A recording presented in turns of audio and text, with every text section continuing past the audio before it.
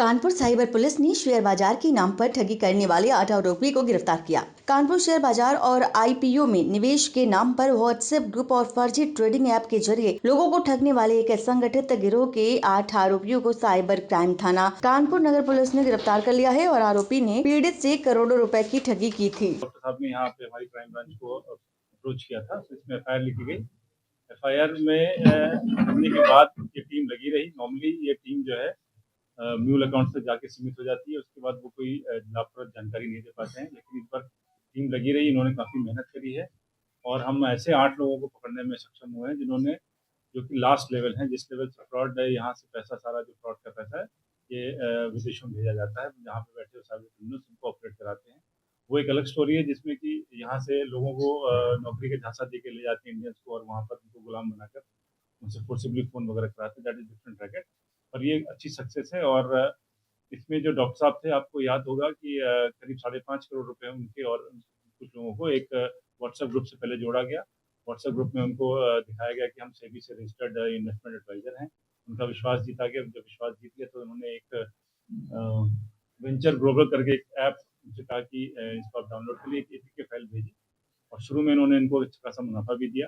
जब वो कन्विंस हो गए और इन्होंने अपनी एफडी खुलवा कर अपनी बड़ी रकम लगाई, तब उसके बाद जब उन्होंने टालमटोल करना शुरू किया इन कैश करने पे, तब उनको शक हुआ कि मेरे साथ कोई फ्रॉड हुआ है। और उसके बाद फिर उन्होंने साइबर क्राइम में आकर के अपनी एफआईआर दर्ज कराई। सर, उसमें जो तरीका था इनका, किस मोडस ऑपरेंडी आया? मोडस ऑपरेंडी ये है कि जब इनको भारी मात्रा में पैसा मिल जाता है, ये म्यूल अकाउंट्स को यूज़ करते हैं, छोटे-छोटे पार्ट्स में उस धनराशि को बाँट देते हैं।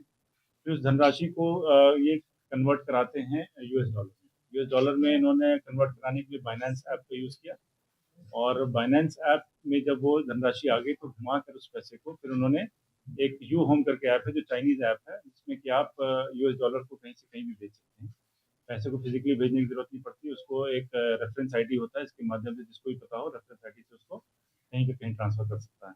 तो ये जो लोग थे, इसमें हमें वो लास्ट मैन जो हमें मिला है, और वो उसकी वीडियो भी हमारे पास है, जिसमें कि वो अपने जो वहाँ फॉरेन के हैंडलर से उनसे बात कर रहा है। कौन सी? इंडोनेशिया में बैठे अपने हैंडलर से बात कर रहा है। और इसलिए हम लोग को क्लियर हो गया कि ये मेन किंगपिन है जो कि यहाँ पर ऑर्केस्ट्रेट करा रहा है। कई और लोगों को भी बेवकूफ़ बनाया है। अभी हमारी इंवेस्टिगेशन चल रही है। बेसिकली आउट ऑफ कंट्री से भी जुड़े हैं। जी, जी।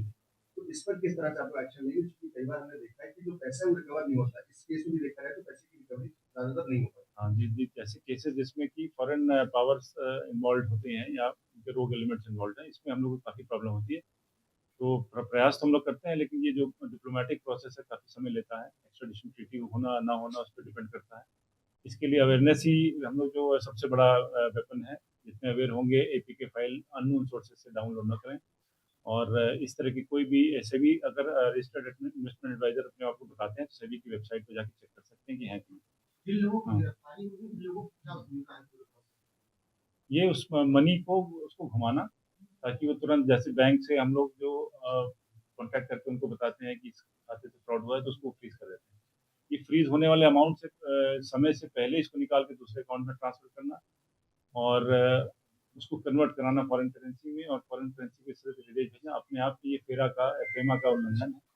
इसलिए ये इसकी जाँच ईडी भी करेगी। अगर हम उसको रिक्वेस्ट करें तो वो भी कर सकती है। काफ़ी बड़े-बड़े सम इन्होंने बात की, लेकिन ये जो ऑर्गेनाइज़ तरीके से फॉरेन कंट्री में बैठ कर के जो किया जा रहा है, इससे सभी को सावधान रहने के लिए बहुत आवश्यकता है कि उनको अवेयरनेस फैलाई जाए। सर, 5 करोड़ से ज़्यादा का फ्रॉड हुआ है। इसमें अब तक जो अमाउंट फ्रीज़ किया गया वो कितना है? इसमें 54 लाख का अमाउंट शुरू में फ्रीज़ हो गया था, क्योंकि उसको मूव नहीं कर पाए थे। लेकिन बाकी अमाउंट जो काफ़ी बड़ा अमाउंट है वो निकल गया। और उसमें क्योंकि डॉक्टर साहब ने भी कुछ जानकारी बड़ी लेट से हम लोग को बता नहीं रहे थे बहुत सी बातें। जब उनको कॉन्फिडेंस हमारी टीम पे आया, तो उन्होंने रिवील किया, उससे हम आगे बढ़ने में सक्षम हुए। सर, पूरी टीम का मास्टरमाइंड का नाम क्या है और क्या पहले भी कितने का फ्रॉड है? कहाँ का रहने वाला?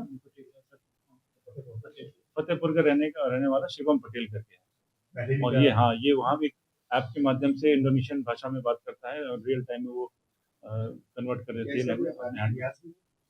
अभी इसका खंगाला जा रहा है। अभी हम लोग थोड़ा अर्ली हैं, हम लोग और पता करें, इनके और भी सहयोगी मिलेंगे, क्योंकि ये बहुत बड़ा नेटवर्क है और कई लोगों को इन्होंने बेवकूफ़ बनाया।